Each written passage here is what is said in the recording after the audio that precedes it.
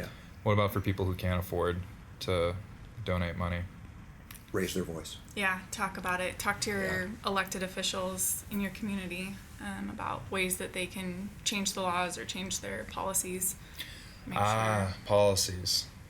We were talking about this earlier. I would like to start with the corporate one that I didn't think of. And while you guys were telling me, I said to our HR lady, she was in her office, I was like, Keely, put this in our manual right now. What I'm talking about is you guys are saying having it be a standard that you are not allowed to buy. This sounds ridiculous I'm saying this, but it needs to be a standard. You're not allowed to buy a human for sexual things on a work computer on work time or anything like that. Yeah, and it does sound ridiculous, but it's this idea. Well, it should be one of these things that was like, well, duh, but like, no, we need to. Anyway, I'll let you guys go. But again, and I think it's one of those things. You do as a corporation, do you believe in the inherent value of every human being? And if you do, you disallow putting a price on that person and purchasing that person for your self pleasure. And that's where that's going to be a big day. And this is what we're doing today in the HR handbook. I don't know exactly what the words are going to be, but it's going to be something along the lines of, if you buy sex, I want to just say period. If I catch it, you have done this period, not just on work times. Make sure that Keely to write this down. I don't care if it's on work time or not. If it happens, period, you're fired. And that's the way it should be. Business leaders, please look at your employee handbook and let me know, DM me or comment, do you guys have a policy? And if you don't, are you going to change that? Is that much of an ask too?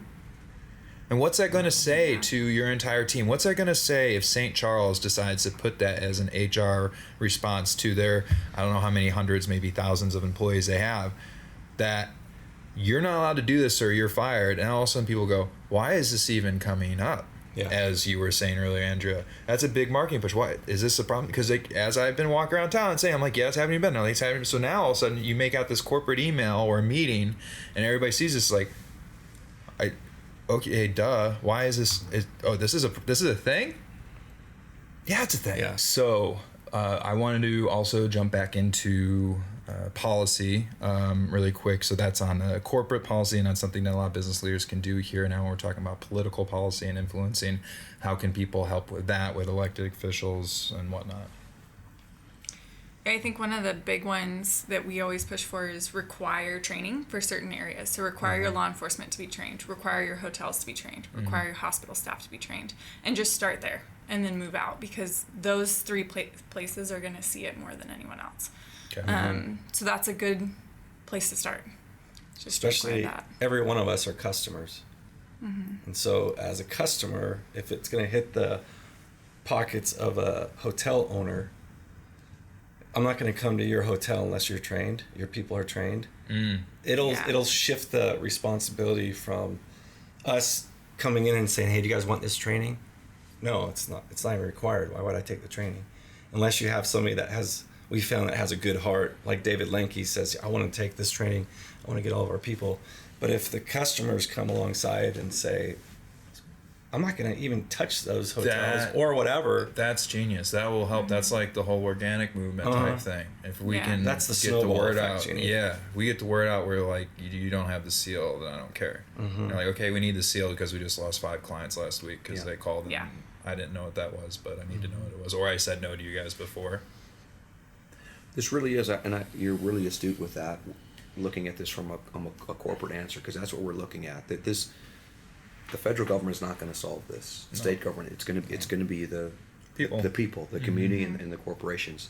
With that being said, some very simple things people can do politically too is when that time of year comes, is you press your politicians, your district attorneys, your attorney general, your governor, your mayor, your judges.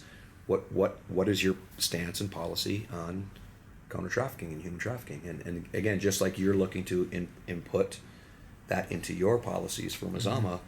Every single time we read somebody's bio who's running for office, they should have a comment on it. They should have an opinion. And then the next step would be holding them accountable for any stance that they take. Okay. So how can people donate to you guys? What's the easiest way? guardiangroup.org. Okay. Yeah.